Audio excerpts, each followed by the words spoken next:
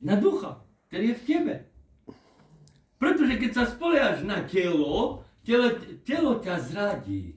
Lebo je slabé, ale duch je živý. Halelúja. Amen, Ježiš.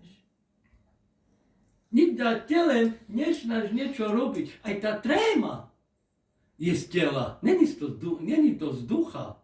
Špatné myšlenky je to z tela. Telo je hrešný a telo chce robiť hrešné veci.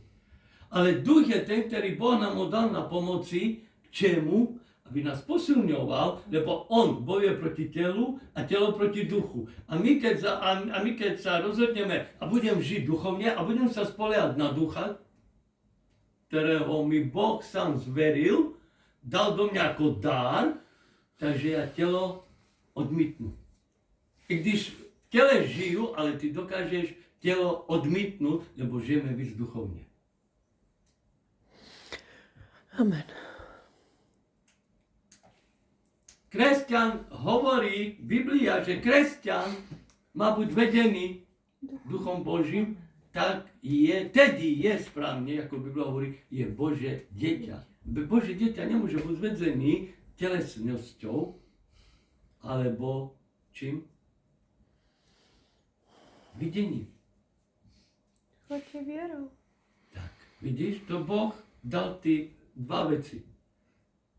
Božie dieťa má byť vedený Duchom Božím a vierou. Amen.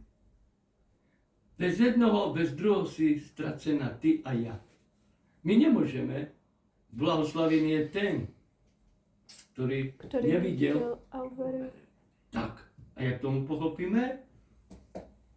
Proto my nemôžeme sa spoliehať na telo. Moje telo dokáže robiť veci v mojom živote, pocity a všechno, že ma moje vlastné telo zradí z Božej cesty.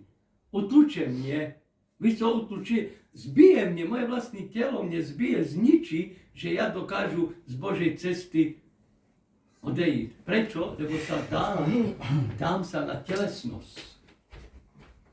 My máme byť vedení duchem a žiť duchem. Amen.